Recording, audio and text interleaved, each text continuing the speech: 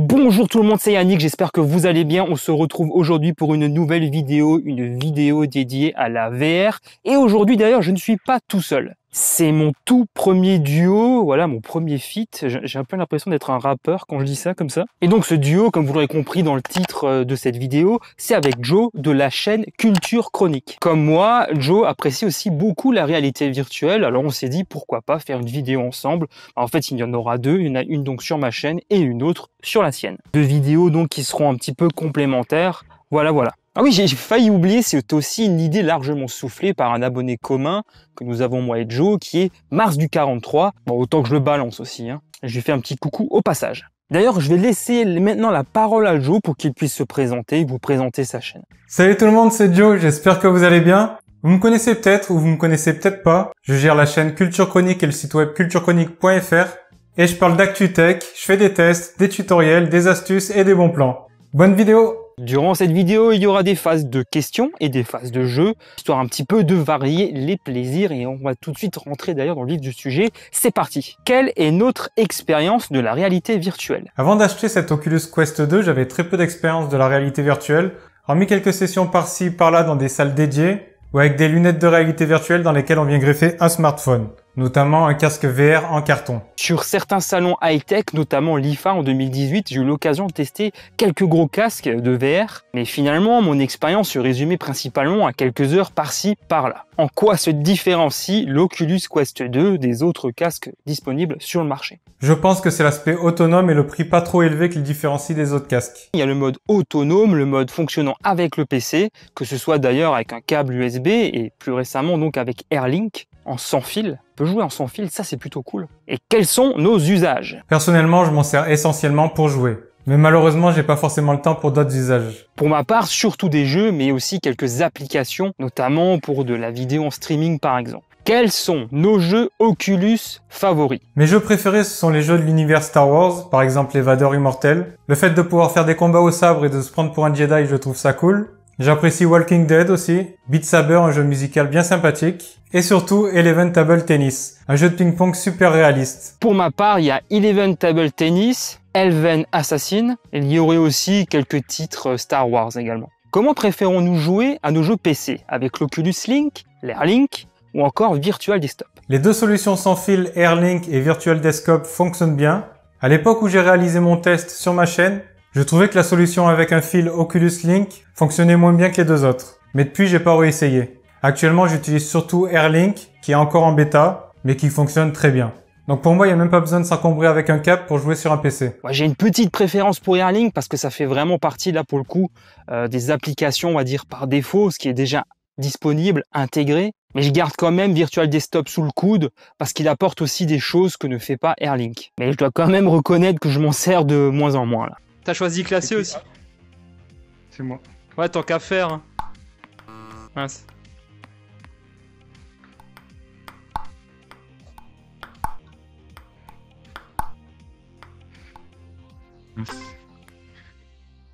J'espère qu'il n'y aura pas le retour C'est quoi ça? du son du casque. Ouais, faut lancer plus haut. Ah ouais. Je l'avais eu pour la première fois ce message là aujourd'hui, je l'avais jamais eu avant. Et la première fois qu'il est apparu, j'ai pas compris pourquoi. Ah mince, j'ai une fois fait la connerie. Quand je joue en réseau, ça me le fait tout le temps. Quand je fais Ouais, l'entraînement, ça le fait pas, ça doit pas être réglé pour Ouais l'entraînement. c'est clair, ouais, ça doit pas être réglé pareil.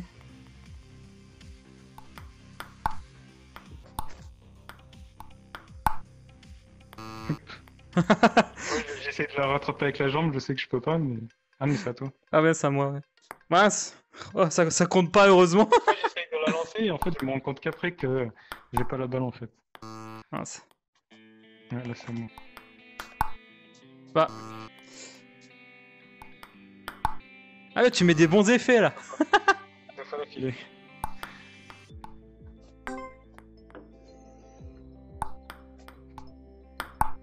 Ah, je pensais qu'elle sortait là. Mais c'est vrai qu'on s'y croirait vraiment dans ce jeu. Hein. Ah ouais, clairement. J'ai pas joué au ping-pong en réel, mais de quand j'y jouais, c'est vraiment les mêmes sensations. Ouais, c'est clair, ouais, c'est vrai. Comme tu dis, la manette dans la main, c'est à peu près le poids d'une raquette de ping-pong. et avec les vibrations, t'as vraiment l'impression de taper dans une balle. C'est assez déroutant en fait. Bon, simplement, tu te rends compte que le joueur en face de toi, il a pas de corps.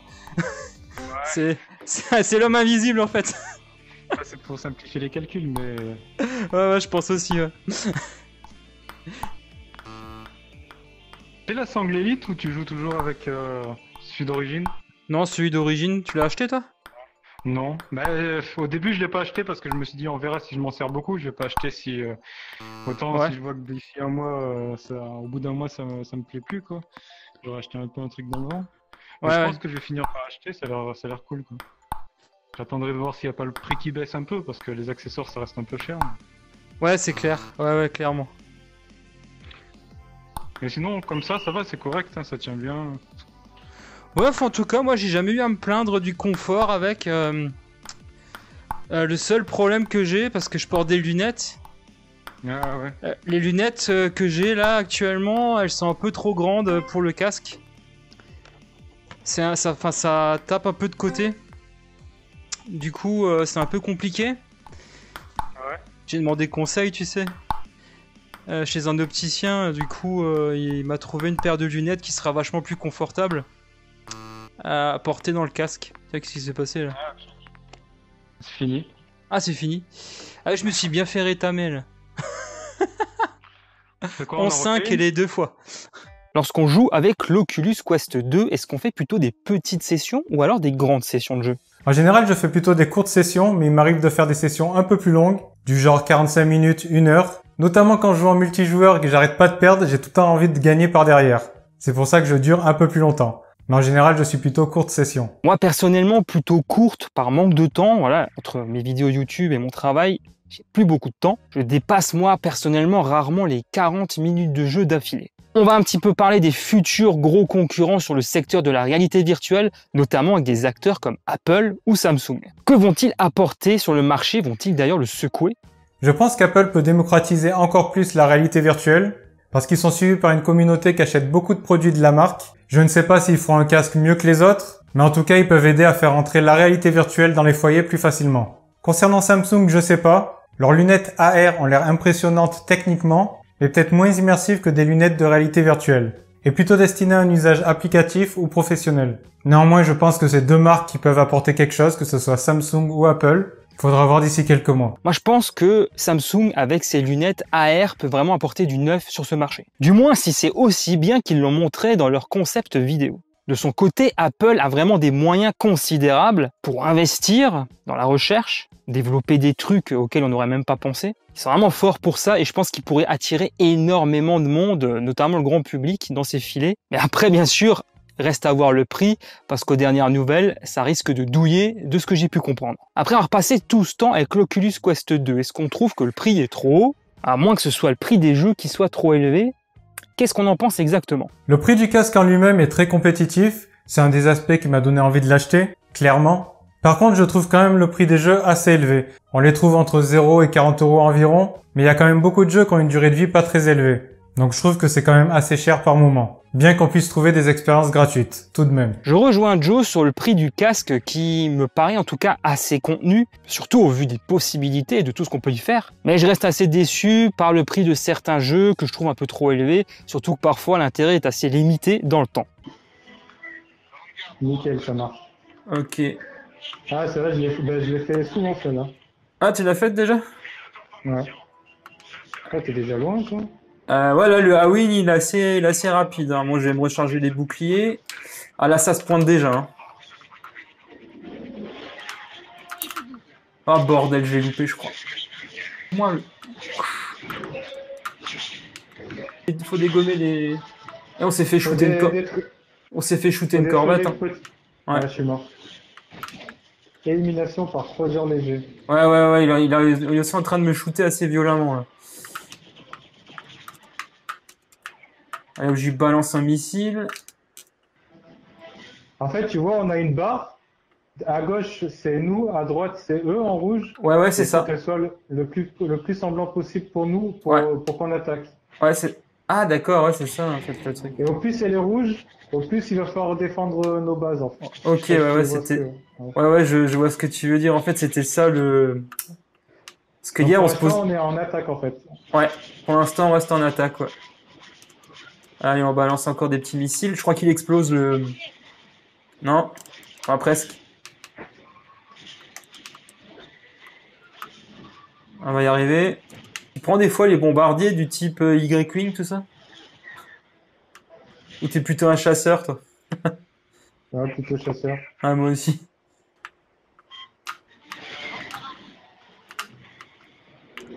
Allez, je vais quand même arriver à dégommer un foutu TIE Fighter. C'est bon, je l'ai dégommé. C'est par là. Je suis venu à la fête aussi. Allez, c'est bon, dégommé. T'as quoi, je vois tous les TIE Fighters que j'ai Yes, dégommés, ouais. là. J'aimerais savoir ça comment... dégomme beaucoup. Hein? Toi qui fais tout le travail, moi j'ai rien dégommé presque. Ah ouais? Mais, Ouais, les petits, ça va, c'est facile, mais les gros sont hard, là.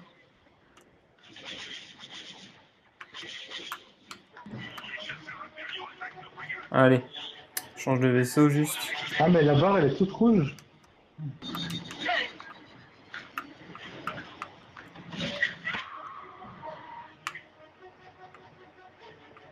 On est en mode Non. défense à fond, hein. Ah, il a plus de bouclier sur le destroyer, mais pourtant les bouboules sont encore là, hein. Donc ça va se réactiver, je pense.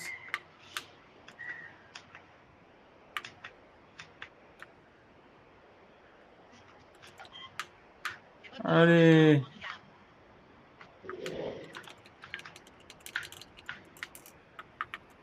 Il reste que leur gros vaisseau là. Ouais.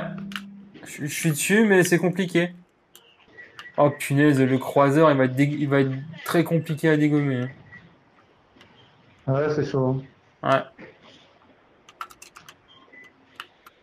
C'est quelle partie qu'il faut viser en premier? J'arrive pas à voir. Oh, de préférence, les boucliers, c'est les deux grosses boules. Mince. Mais je sais pas si on l'a pas déjà... Ah non, elles y sont encore. Comme ça, en fait, il a plus aucun bouclier. Et après, on peut tirer où on veut. Et en fait, il va Ah, il y exploser a un d'un gros peu vaisseau encore. C'est sans doute. Hein. Ah, il y en a un autre, ouais. Parce que bon, dans toutes les séries, machin et tout, ils savent pas tirer en général, l'Empire.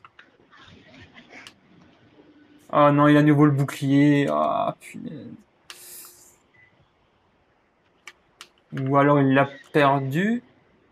Je sais pas. Ouais, mais je pense pas que ce soit facile. Hein.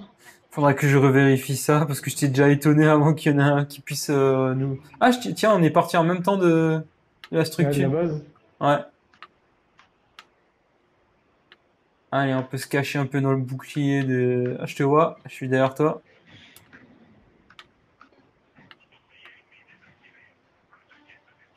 Tu vois, je vais peut-être rester derrière toi, en fait. Je vois que tu y tires dessus.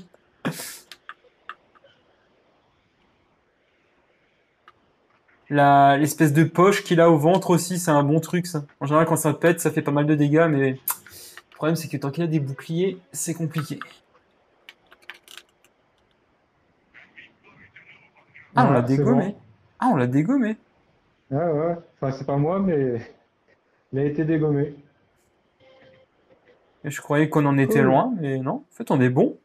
Voilà, on arrive désormais tout doucement à la fin de cette vidéo. Déjà, je tenais à remercier Joe pour cette collaboration. Moi, personnellement, je me suis beaucoup éclaté avec lui. Je me suis aussi pas mal fait éclater, il faut le reconnaître. Donc, je vous mets également en description le lien de la chaîne de Joe si jamais vous voulez vous abonner à sa chaîne YouTube. Je vous mets également le lien de l'autre vidéo qui est aussi disponible sur sa chaîne, qu'on a fait également ensemble. J'ai beaucoup apprécié ce moment en réalité virtuelle. J'espère aussi que ceux qui ne sont pas initiés à la réalité virtuelle auront pas mal apprécié ce qu'ils ont vu. Comme ça, vous avez vraiment pu voir deux cas concrets.